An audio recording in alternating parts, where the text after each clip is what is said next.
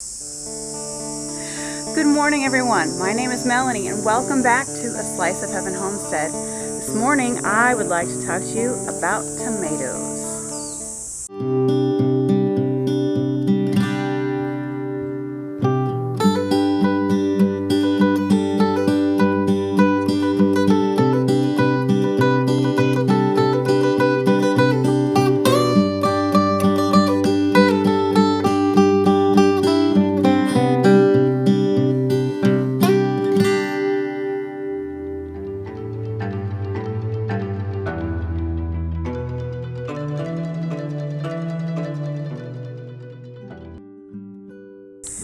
Now there are two types of tomato plants, indeterminate tomato plants and determinate tomato plants. I wanted to start off talking about determinate tomato plants. Now I did not plant any determinate tomato plants this year. I just found that I like the indeterminate kind best, and I'll give you the reasons why here in a minute. Now determinate tomato plants, they grow only to a set height, usually about 3 or 4 feet tall. They set fruit and all their fruit ripens roughly about the same time, and then they won't set any more fruit. Their time is done. Determinate tomato plants are a bush. They do not need a whole lot of support. They're usually a little bit stockier than indeterminate tomato plants. But because they have a determined growth period and they will stop producing after that, you do not want to prune off any of the suckers that come from that. You want as much fruit to set as you possibly can. Now I chose to grow indeterminate tomato plants this year. They will grow as long as you have the right soil conditions, as long as the temperature remains warm. They will die off in the fall time, you know, when those temperatures drop, but they will continue to flower and produce the whole growing season long. Indeterminate tomato plants do need support. Their stems are pretty flimsy, and because they do grow so long and so tall, they need that support or they will snap in the middle and their time will be done.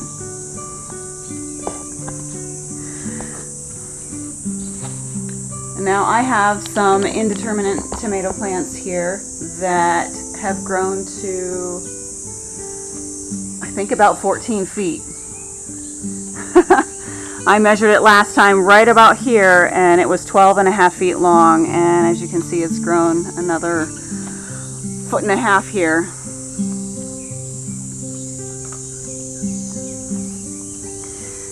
And it is still continuing to produce. It's got lots of flowers,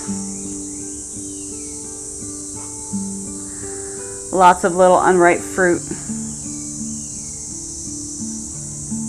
Okay, so to prune or not to prune, that is the question.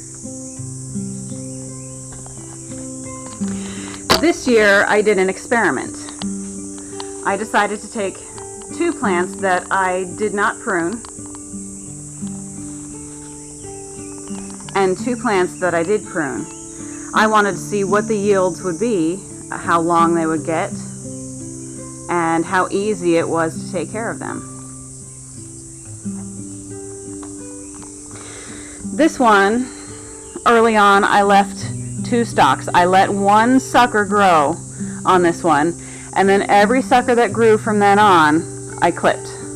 So I wanted to see what the yields would be. Now one of these, a few weeks ago, one of these stalks died, and I'm not quite sure why.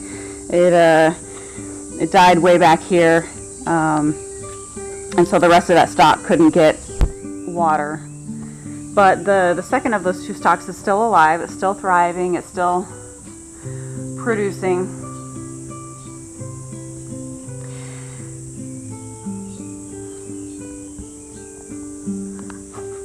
And this other one over here, I left 1 single stalk.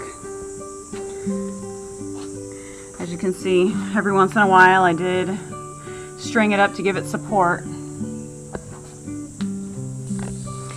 Now these two tomato plants, I chose not to prune them at all.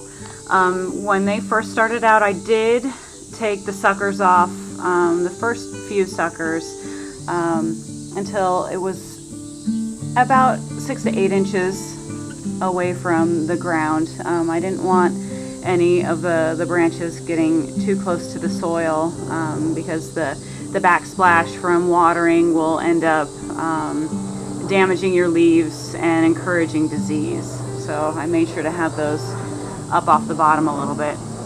Now, each of these plants, I left all of the suckers that came off of this main stalk. I did try and take suckers off of these little already suckers off to the side, because as you get suckers on suckers on suckers, the fruit gets smaller and smaller. So all the suckers that were coming off of the main stalk I left.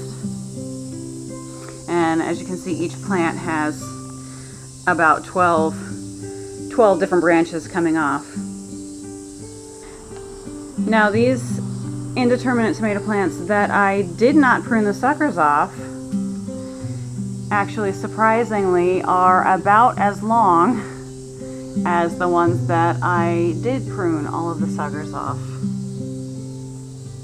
So as far as the length that the plants will grow, I did not see a significant difference as far as pruned and unpruned.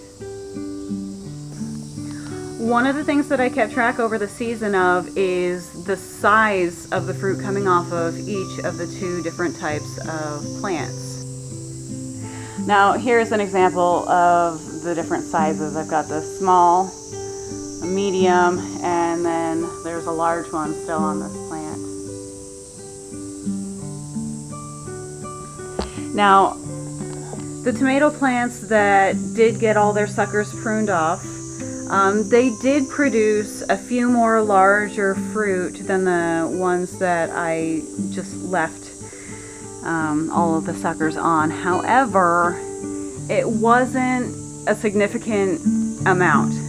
It was just a few different before both of these plants started producing medium-sized fruit. Now I measured the yields that came from both the unpruned and the pruned tomato plants this year, and we still have a good, probably at least 2 months of growing, where we will continue to get more fruit from these plants. But up to this point, from these 2 tomato plants that I pruned, I've gotten about 8 cups worth of little yellow pear tomatoes.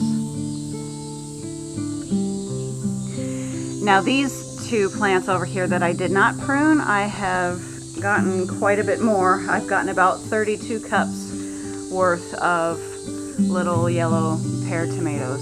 So as far as the yields go, I got 4 times as many tomatoes as I did on the unpruned plants. So clearly this year, that's the winner for me.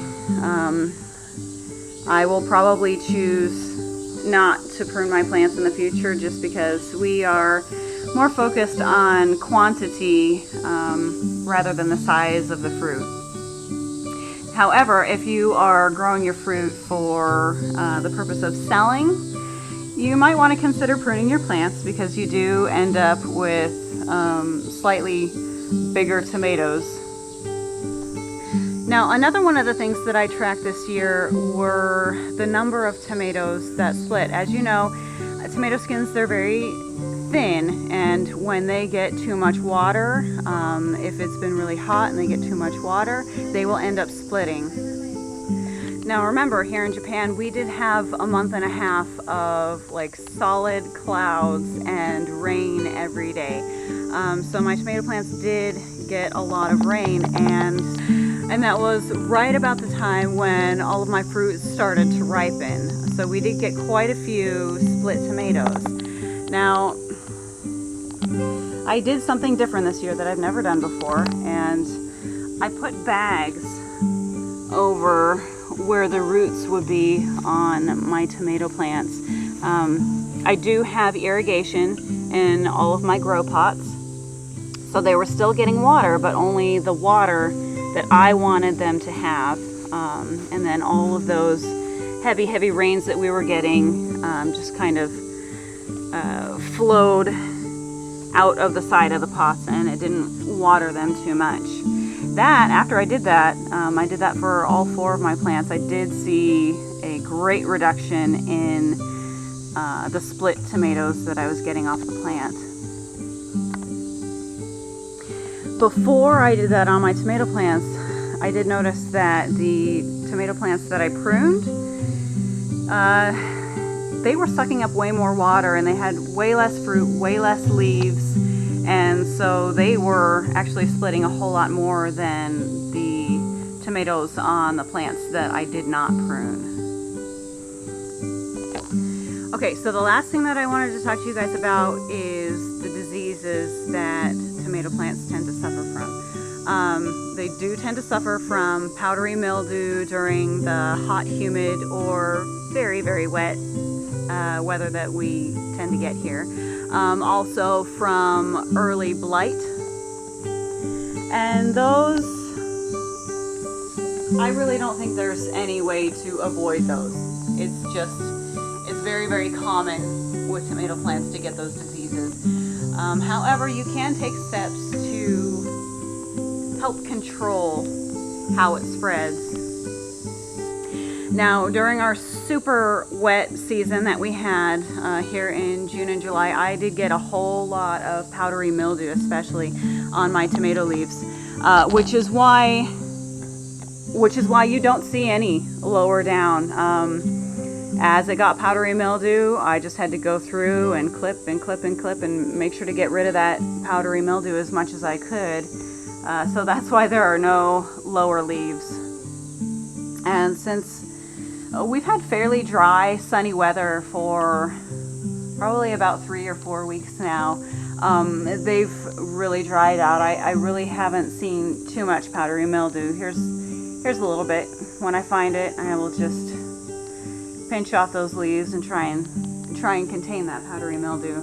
But the secret for killing powdery mildew is peroxide solution. So you take about a half a cup to 3/4 of a cup of hydrogen peroxide and mix that with a gallon of water.